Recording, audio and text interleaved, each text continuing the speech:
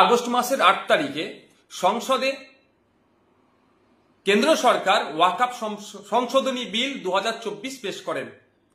বিরোধীদের প্রবল আপত্তির ফলে সংসদের স্পিকার স্যার এই বিলটির নানান দিক খতিয়ে দেখার জন্য জয়েন্ট পার্লামেন্টারি কমিটি গঠন করে দেন।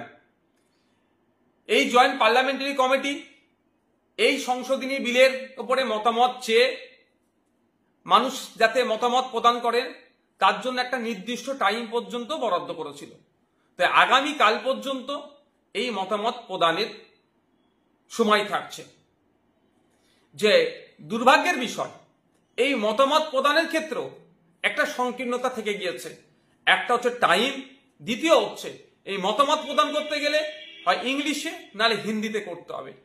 বাকি যে সমস্ত বিভিন্ন আঞ্চলিক ভাষা আছে সেই ভাষায় মতামত প্রদানের কোনো জায়গা রাখেনি। এরও আমরা বিরোধিতা করছি, ধিক্কার নিন্দা জানাচ্ছি। তারপরেও বলবো, বেশি বেশি করে আপনারা আপনাদের মতামত ইংলিশ ভার্সন বা হিন্দিতে আপনারা লিখে যে এই বিলটাকে অপোজ করছি, এই বিলটা অবিলম্বে প্রত্যাহার করতে হবে, এই মর্মে যে এই বিলে নির্দিষ্ট এক জনগোষ্ঠীকে ধর্মীয় পরিচয়ের কারণে তাদেরকে টার্গেট করা হচ্ছে, এই বিলে ফান্ডামেন্টাল রাইটস ব্রেক হচ্ছে, সেই জন্য এই বিলটিকে প্রত্যাহার করতে হবে। এই মর্মে আপনারা বেশি বেশি করে আপনারা মেল করতে থাকুন। এই সংশোধনী বিলটি দেখলেই বোঝা যাবে ওয়াকফ সম্পত্তিকে হাতানোর চেষ্টা করছে কেন্দ্র সরকার। হয়তো কোনো কর্পোরেটদের হাতে তুলে দেওয়ার একটা ব্লুপ্রিন্ট তারা করে রেখেছে, সেই জন্যই এটাকে হস্তক্ষেপ করছে। আমাদের অনেকের জানা আছে বা অনেকের জানা নাই, ভারতীয় সেনাবাহিনী এবং ভারতীয় রেলের পরেই ওয়াকফ বোর্ডের জমি আছে। প্রায় 9.4 লক্ষ একর ওয়াকফ জমি আছে। এটা সম্পূর্ণরূপে মুসলিম সমাজের ব্যক্তিগত সম্পত্তি। মুসলিম সমাজের পূর্বপুরুষেরা ধর্মের জন্য, মাদ্রাসা মসজিদের জন্য, মানুষের জন্য এটা উৎসর্গ করে গিয়েছে। এটা সরকারি সম্পত্তি নয়।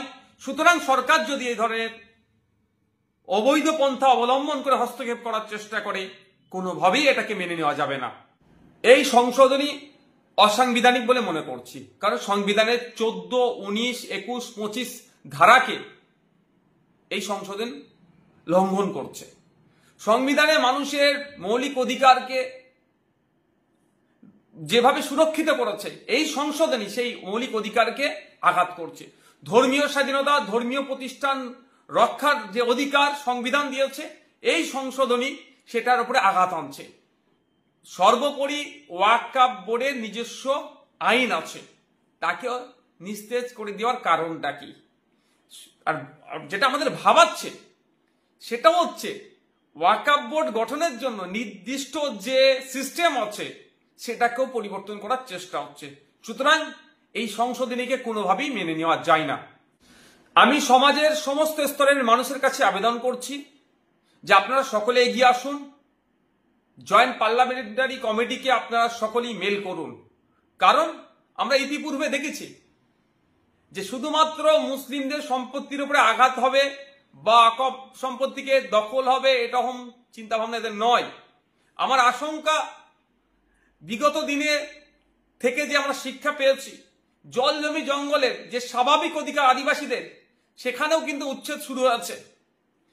আমাদের ওয়াকফ সম্পত্তির ওপরে যেভাবে নজর পড়েছে, হয়তো আগামী দিনে আমাদের হিন্দু সমাজের পূর্বপুরুষেরা দেবদেবীর জন্য যে সম্পত্তি উৎসর্গ করে গিয়েছিল, সেই দেবত্ব সম্পত্তির উপরে হয়তো এদের নজর পড়তে পারে।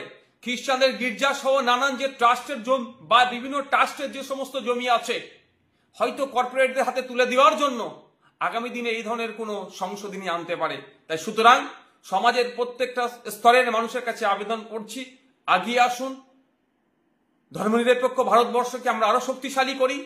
কোন ধর্মের ধর্মীয় স্বাধীনতায় বা নিজস্বতা যে আছে তাতে হস্তক্ষেপ করলে আমরা সকলে মিলে তার বিরুদ্ধে প্রতিবাদে গর্জে উঠি। এখন প্রতিবাদের স্টেজে আছি, সেটা হচ্ছে মেল করতে হবে জয়েন্ট পার্লামেন্টারি কমিটিকে। আমরা সকলে সেখানে মেল করি। ইতিমধ্যে জয়েন্ট পার্লামেন্টারি কমিটির কাছে 1 কোটির অধিক মেল পৌঁছেছে। আরো বেশি পাঠানো আমাদের প্রয়োজন। তাই আপনাদের কাছে আমি অনুরোধ করছি, জয়েন্ট পার্লামেন্টারি কমিটির যে মেল আইডি আছে সেই মেলে আপনারা আপনাদের মতামত অর্থাৎ এই বিলটিকে প্রত্যাহার যাতে করে তাই সেটা লিখে পাঠাবেন। যে পিসি ওয়াকআপ